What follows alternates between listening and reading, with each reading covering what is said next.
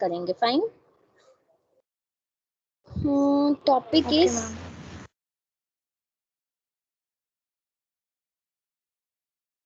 Okay, so topic is elderly abuse, जो हम पढ़ चुके हैं। एल्डर अब्यूज हमने पहले पढ़ लिया है, सो एक बार हम उसको रिवाइज कर लेते हैं। ओके, सो एल्डर अब्यूज होता क्या है, मतलब किसके साथ होता है। मेनली हम एजिंग वाली यूनिट पढ़ते हैं, तो इसमें एजिड के साथ एल्डर अब्यूज कैसे होता है, कौन कौन से अब्यूज होते हैं, वो सब हम पढ़ेंगे। सो एल्डर अब्यूज क्या होता है, किसी के साथ या किसी के ऊपर अटैक करना, physically, mentally, socially, verbally, financially, sexually किसी के ऊपर अटैक करना विदाउट उनके कंसेंट से, उसको हम कहते हैं एल्डर अब्यूज। मतलब अगर कोई पर्सन है, चाहे कोई मेल है या कोई फीमेल है, उसके बिना कंसेंट से उसके ऊपर कोई भी अगर पर्सन है वो उसको अटैक कर रहा है, वो कैसे भी कर सकता है, physically, mentally, verbally, socially, spiritually, जैसे भी कुछ भी करके वो उसको अटैक करता है, तो उसको हम कहते हैं एल्डर अब्यूज। मेनली ये जो होता है एल्डर अब्यूज जो होता है, वो मेनली 60 ईयर्स जो होते हैं लोग, हम एल्डर जो ओल्डर पेशेंट होते हैं उनको 60 से अबव वालों को कंसीडर करते हैं, तो उन लोगों में थोड़ा सा ये चीज ज्यादा देखी जाती है। Some cases are a result from family members, friends, healthcare facilities और people just in general। तो जो लोग ऐसा बोलते हैं कि जो लोग अब्यूज करते हैं वो उनके घर के ही लोग होते हैं, जैसे कि फैमिली मेंबर्स हो गए, कुछ फ्रेंड्स हो गए, या जो हेल्थ केयर फैसिलिटीज उनको प्रोवाइड करते हैं, जैसे कि होम केयर प्रोवाइड करते हैं, या फिर कुछ लोग ऐसे जर्नल में जैसे उनके नेबरहुड वाले हो गए, नेबरर्स हो गए, वो सारे लोग जो हैं उनके साथ अगर कोई भी ऐसी उन पे अटैक करते हैं तो उनको कहते हैं elder abuse. The next comes two types of abuse. Types of abuse में we have passive and active abuse. Passive और एक्टिव अब्यूज में क्या होता है कि with passive and active neglect the care giver fails to meet the physical, social, emotional needs of the older person. Passive और active neglect में ये होता है जो केयर गिवर हमारे पर्सन, जो पर्टिकुलर पर्सन है उसको केयर प्रोवाइड कर रहा है, वो उसकी फिजिकल, सोशल, इमोशनल नीड्स को फुलफिल नहीं कर पाता। अब एक्टिव और पैसिव में डिफरेंस कैसे होगा। एक्टिव में क्या होगा कि वो जो निग्लेक्ट करेगा वो इंटेंशनली उसको फुलफिल नहीं करेगा, मतलब अपनी इंटेंशन के साथ ही वो उस चीज को फुलफिल नहीं करेगा। मतलब उसको पता है कि उसको ये मेडिकेशन 2 बजे देनी थी, तो वो क्या करेगा, जानबूझ के ही उसको मेडिसिन नहीं देगा, जिसको हम बोलते हैं इंटेंशनली, कि उसने जानबूझ के ऐसा किया। और जो पैसिव निग्लेक्ट होता है उसमें क्या होता है कि जो केयर गिवर है वो केयर प्रोवाइड करना तो चाहता है, बट अनइंटेंशनली क्या हुआ, उससे वो चीज स्किप हो गई। उसको मेडिकेशन देनी थी बट वो और किसी चीज में बिजी हो गया, किसी उन्हीं के ही काम पे, पर्टिकुलर पर्सन के ही काम से बिजी हो गया, तो अनइंटेंशनली वो चीज नहीं कर पाया या वो उसके दिमाग से स्किप हो गई। तो यही डिफरेंस होता है एक्टिव और पैसिव में, कि एक्टिव में इंटेंशनली वो चीजों को नहीं करते हैं और अनइंटेंशनली वो करना चाहते हैं बट वो कर नहीं पाते। Physical abuse. फिजिकल अब्यूज में क्या होता है, इंटेंशनल इन्फ्लिक्शन होता है। इसमें भी जो लोग होते हैं वो अपनी इंटेंशन के साथ किसी दूसरे पर्सन को फिजिकल हार्म करते हैं। फिजिकल हार्म मतलब जैसे कि किसी को थप्पड़ मार दिया, किसी को डंडे से मार दिया, या फिर किसी को चेन से मार दिया, उसको फिजिकल रिस्ट्रेंट कर दिया, तो वैसा मतलब इंटेंशनली किसी पर्सन को फिजिकली हार्म करना, उसको टच करके उसको हार्म करना। Next comes to self neglect. Self neglect में क्या आता है, हमारा ओल्डर पर्सन जो होते हैं, तुम्हें पता है वो अपनी, उनको क्या होता है, जैसे जैसे एज बढ़ती है उनकी बॉडी की जो इम्पेयरमेंट्स हैं वो शुरू हो जाती है। मतलब जितनी उनकी बॉडी एल्डर में, जब वो एल्डर एडल्ट थे तब उनकी बॉडी जितनी एक्टिव थी अब वो उतनी एक्टिव नहीं रही है, तो उनकी बॉडी में बहुत सारे इम्बैलेंसेस, बहुत सारी इम्पेयरमेंट्स हो गई हैं, तो जिसकी वजह से वो क्या करते हैं, अपनी फिजिकल, साइकोलॉजिकल, सोशल नीड्स जो है वो पूरी नहीं कर पाते। उसमें ऐसा कुछ नहीं है कि इंटेंशनली है, अनइंटेंशनली है। अगर कुछ उनको डिजीज कंडीशन है वो करना चाहते हैं वो तभी भी नहीं कर पाएंगे, तो इट मे बी इंटेंशनली और अनइंटेंशनली दोनों ही कर सकते हैं। मेनली ये चीज उनमें देखी जाती है जब वो अपनी फिजिकल, साइकोलॉजिकल, सोशल नीड्स को पूरा नहीं कर पाएंगे, तो इट मीन्स कि वो अपने आप को निग्लेक्ट कर रहे हैं, वो अपने आप की केयर प्रॉपर नहीं कर पा रहे हैं। ये मेनली अल्जीमर्स डिजीज में देखा जाता है। जिन पेशेंट को अल्जीमर्स डिजीज होता है मेनली ये उन पेशेंट में देखा जाता है। Then next comes to sexual abuse. Sexual abuse मतलब किसी पर्सन के बिना कंसेंट से उसके साथ फिजिकल इंटीमेसी रखना, उसके साथ सेक्सुअल होना बिना उसके कंसेंट के। तो ये मेनली फीमेल्स के साथ होता है कि सेक्सुअल अब्यूज फीमेल्स में ज्यादा होता है कि विदाउट उनके कंसेंट से उनके साथ फिजिकल रिलेशन या यू कैन से इंटीमेसी उनके साथ होती है, तो उसको कहते हैं सेक्सुअल अब्यूज। फाइनेंशियल अब्यूज में आता है हमारा जब इसमें कोई पर्सन जो है या जो केयर गिवर्स हैं, जो केयर प्रोवाइड करते हैं पर्सन को, वो क्या करते हैं इंटेंशनली उनकी चीजों का मिसयूज करते हैं। जैसे कि उनका क्या है, उनको क्या करते हैं जैसे उनको उनकी कोई वो होते हैं, क्या बोलते हैं, ज्वेलरीज होती हैं या उनका कैश उनके पास पड़ा होता है, तो उन चीज़ों को अपने नाम करवा लेते हैं या उनको उनसे ले लेते हैं। तो वो सारी चीज़ें जब वो करते हैं, मिस अप्रोप्रिएशन और मिस यूज उनका चीज़ों का करते हैं, तो उसको कहते हैं हम फाइनेंशियल अब्यूज। देन आता है हमारे पास इसके साथ हेल्थ कॉन्सिक्वेंसेस क्या क्या हो सकती हैं, कि किसी के साथ अगर अब्यूज हो रहा है तो उसके साथ क्या क्या कॉन्सिक्वेंसेस हो सकती हैं। तो उसमें हमारा आता है कि हमारा सबसे पहले तो क्या होता है, अगर किसी पर्सन के साथ अब्यूज होता है तो उसकी जो क्वालिटी ऑफ लाइफ है कहीं ना कहीं वो डिस्ट्रॉय हो जाती है, कि जितने अच्छे से वो अपनी लाइफ को मतलब स्पेंड कर सकता है वो उतने अच्छे से उसको स्पेंड नहीं कर पा रहा है, because due to any kind of abuse. तो डिक्लाइनिंग फंक्शनल एक्टिविटीज, जो उनकी फंक्शनल एक्टिविटीज हैं कहीं ना कहीं उसमें डिक्लाइन आएगा ड्यू टू उनके साथ अब्यूज हुआ है। जब भी अब्यूज होता है तो पर्सन कहीं ना कहीं उसको स्ट्रेस या डिप्रेशन या ऐसी चीजें उनको हो जाती हैं। Then next comes to increase dependency. जैसे जैसे वो एजिड होते हैं वैसे वैसे ही उनकी इम्पेयरमेंट जो है वो क्या होती है, शुरू हो जाती है होना। बट क्या होता है उसके साथ साथ उनकी जो, अगर उनके साथ साथ उनका अब्यूज भी हुआ है तो उसमें क्या होगा, उनका जो एक डिपेंडेंसी है दूसरे लोगों के ऊपर डिपेंड रहने की जो वो है वो उसको ज्यादा बढ़ा देता है। Increase sense of helplessness. अगर किसी पर्सन के साथ कोई भी किसी भी काइंड का अब्यूज हुआ है तो उसमें क्या होता है, उस पर्टिकुलर पर्सन के साथ जिसके साथ अब्यूज हुआ है उसमें एक काइंड ऑफ हेल्पलेसनेस हो जाता है, कि उसको लगता है कि मैं बहुत ज्यादा हेल्पलेस हूँ, मेरी हेल्प कोई नहीं करेगा। इंक्रीज स्ट्रेस, उसको ऐसा लगता है कि उसका बहुत ज्यादा उसको लगता नहीं है, जब भी किसी के साथ अब्यूज होता है उसको बार बार वही चीजें याद आती हैं, वो उस चीज को भूल नहीं पाता, तो देयर मे बी चांसेस कि पेशेंट को स्ट्रेस भी हो सकता है।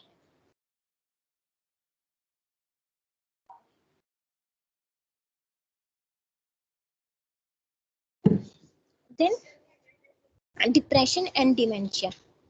जिन पेशेंट के साथ अब्यूज होता है उन पेशेंट में डिप्रेशन और डिमेंशिया होने के भी चांसेस रहते हैं, and it's a mental disorder.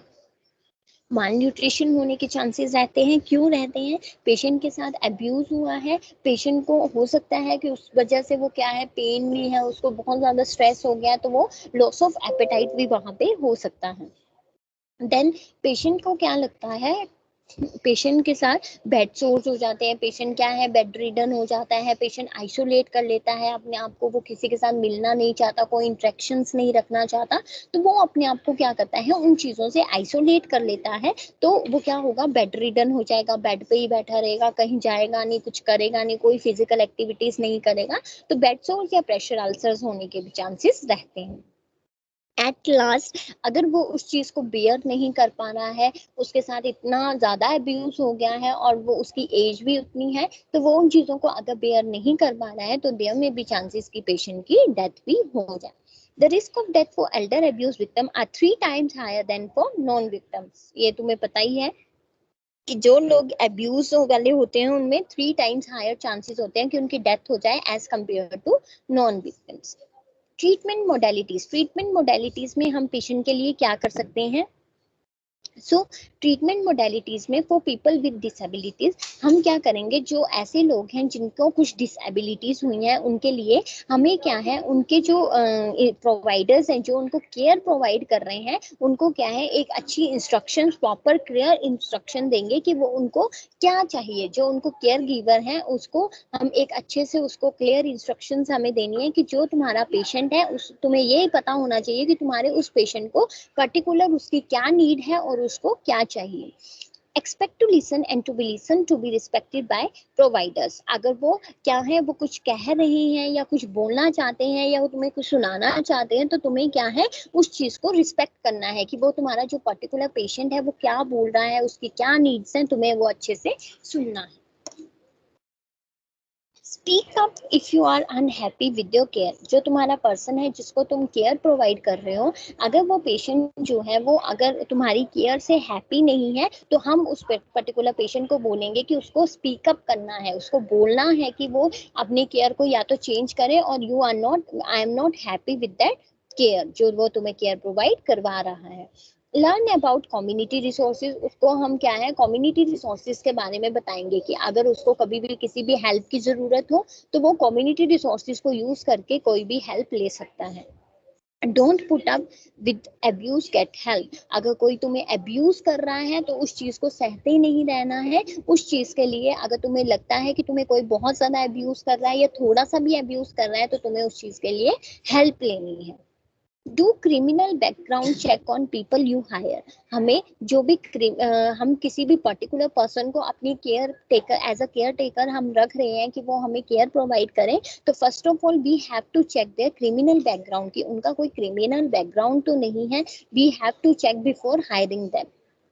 For service provider and family members, उनके लिए हम क्या कर सकते हैं, listen to and believe someone who shares that they are uncomfortable और अनहैप्पी विद देयर केयर। हमें उनको सुनना है और उनको बिलीव करना है कि वो अगर अपने केयर प्रोवाइडर से हैप्पी नहीं है, कि वो उनको अच्छी केयर प्रोवाइड नहीं कर पा रहे हैं, तो वो हमें अच्छे से सुनना है और उसके लिए हमें कुछ ना कुछ सोल्यूशन जो है वो ढूंढना है। Do background check on employ. जो भी जिस भी पर्टिकुलर एम्प्लॉय को तुम हायर करते हो, you have to check their background कि कहीं वो क्रिमिनल बैकग्राउंड के नहीं है या फिर कुछ और प्रॉब्लम तो नहीं है। Make sure the disabled person doesn't feel forced to keep a caregiver who is abusive. कभी ऐसा नहीं होना चाहिए कि तुम उस डिसेबल्ड पर्सन को फोर्स करो कि तुम्हें उसी केयर टेकर के पास जाना है जो तुम्हें अब्यूज करता है या जो तुम्हें अच्छे से केयर प्रोवाइड नहीं कर पा रहा है। तो हमें उन चीजों को या उस पर्टिकुलर पर्सन को हमें फोर्स नहीं करना है उनके पास जाने के लिए जो उनको अब्यूज करते हैं। The next comes to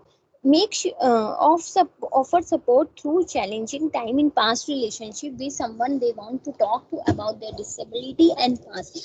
और हमें एज अ केयर गिवन हमें उनके लिए इतना अच्छा बनना है, उनको इतने अच्छे से हमें केयर प्रोवाइड करनी है कि वो हमें अपने पास के बारे में बता सके। उनके हमें एक ट्रस्ट बिल्ड करना है, एक इंटरपर्सनल रिलेशनशिप उनके साथ बनाना है, ताकि उनके साथ जो भी पास्ट में हुआ है वो इजीली हमें बता सकें और उसके साथ हम क्या है उनकी हेल्प कर सकें कि उनको अगर कोई भी प्रॉब्लम आती है या कुछ भी है तो उसको हम कॉप अप करवाने में उनकी हेल्प कर सकें।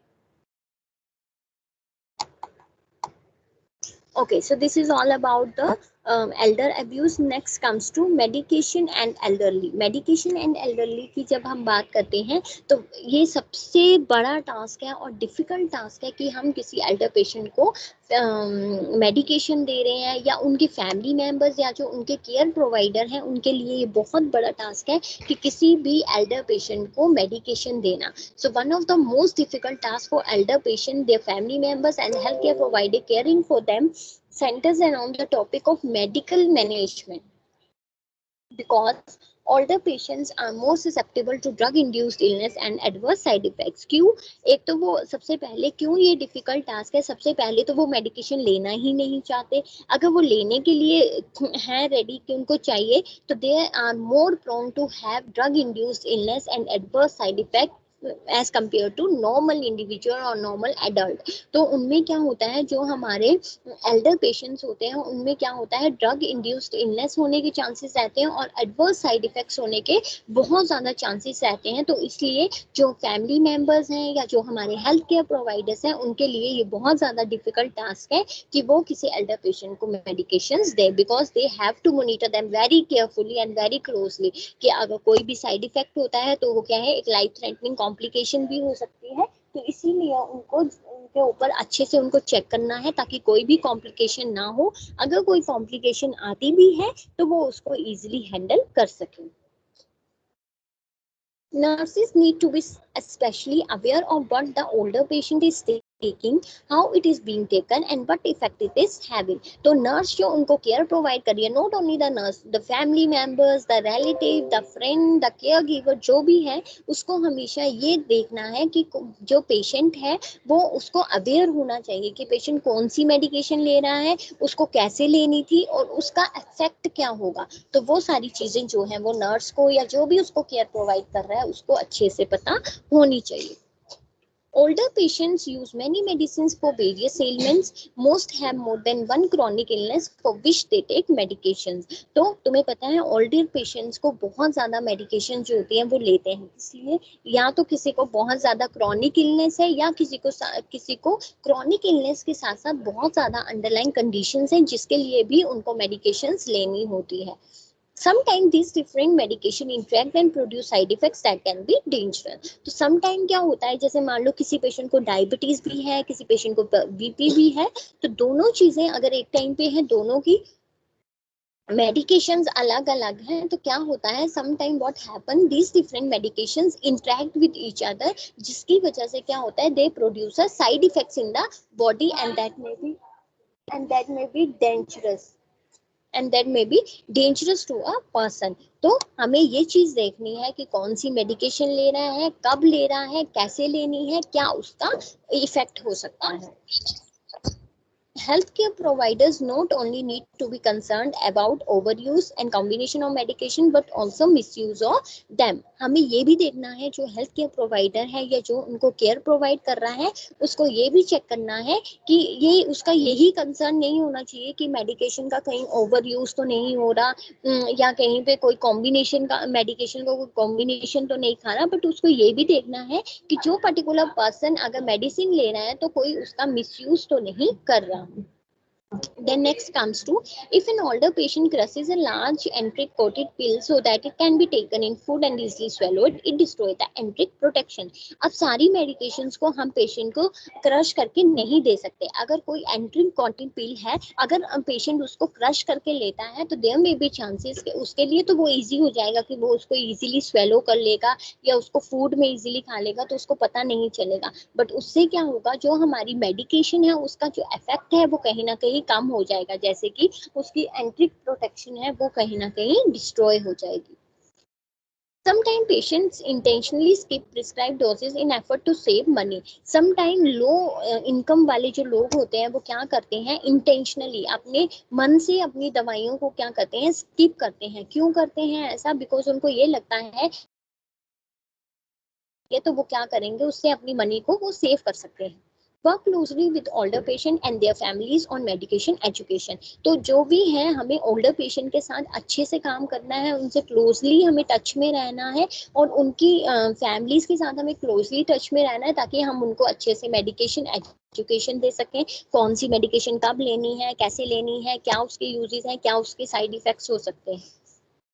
Patient needs to know what each prescribed pill is for, when it should be taken, how it should be taken, and side effects to be reported. तो पेशेंट को ये पता होना चाहिए कि उसको कौन सी पिल जो है डॉक्टर ने प्रिस्क्राइब की है, वो कब लेनी है, क्यों लेनी है, कैसे लेनी है, और अगर वो ले रहे हैं तो उसके अगर कुछ साइड इफेक्ट होते हैं तो उसके लिए उसको क्या करना है, कैसे रिपोर्ट, उसको उसके लिए कुछ घर से ही कुछ कर सकता है, तो उसको वो सारी चीजें जो है हमें बतानी है। As a patient advocate, work with the pharmacist to remedy administration concerns so that the prescribed dose can be taken as directed. So, as a patient advocate क्या है, हम जो है जो health care provider है वो work कर सकता है with the pharmacist, उसको क्या है अच्छे से pharmacist को भी follow up कर सकता है कि जो prescribed dose है या जो drug है वही हमें patient को देनी है। ऐसा नहीं है कि उसका सॉल्ट नेम सेम है या कुछ ऐसा सेम है तो वो उसको कोई भी मेडिकेशन उठा के दे दे, नहीं। As a patient advocate we have to work for the patient, और हमें क्या करना है, जो प्रिस्क्राइब डोज है डॉक्टर पेशेंट के लिए हमें उसको वही देनी है। Then next comes to medication use, abuse and misuse need to be addressed regularly with older person. हमें जो भी medication older person ले रहा है, चाहे वो उसका use कर रहा है, abuse कर रहा है या उसका misuse कर रहा है, हमें वो अच्छे से पता होना चाहिए, हमें उसको closely देखना है, उसको address करना है regularly with the older person. then concern need to be closely monitored and addressed before they evolve into problem situation. पर जो तुम्हारे कंसर्न्स हैं ओल्डर पेशेंट्स के लिए, वो कंसर्न्स तुम कब दिखाओगे? ये नहीं है कि उन्होंने मिस यूज कर लिया, ओवर यूज कर लिया, उसके बाद तुम कंसर्न दिखा रहे हो। हमें ये कंसर्न तब दिखाने हैं जब कोई पेशेंट मेडिकेशन ले रहा है, क्योंकि हमें उसको क्लोजली मॉनिटर करके ये कंसर्न दिखाएंगे ताकि उसको कोई भी फर्दर कॉम्प्लिकेशन होने से हम बचा लें, या वो किसी प्रॉब्लम में फंसने से पहले हम उसको बचा सकें। Helping older patients consistently adhere to a prescribed medication routine with visual and verbal support help all those involved in the process of their medication management. Older patient को help करने से क्या होगा, उनकी जो prescribed medication है वो उनको अच्छे से मिल जाएगी, हम उनको अच्छे से बता पाएंगे, orally भी हम बता सकते हैं, visualize करके भी हम उनको बता सकते हैं, जिससे क्या होगा, जो उनकी medication management है वो एक अच्छे से हो जाएगी। This method also encourages self-care and supportive independence as able making for easier and self-medication use. अगर हम पेशेंट को अच्छे से गाइड करते हैं, अच्छे से उनको एजुकेट करते हैं, तो it will help the patient कि वो अपने अच्छे से सेल्फ केयर भी कर सकता है। और अगर उसको पता लग जाएगा कि कौन सी मेडिकेशन कब लेनी है, कैसे लेनी है, किसके साथ लेनी है, उसका क्या साइड इफेक्ट है, तो वो क्या करेगा, अपने से मेडिकेशन लेने शुरू कर देगा, जिसकी वजह से वो अपनी सेल्फ केयर जो है वो अच्छे से कर सकता है। Understood BSc? Understood? Yes, ma'am.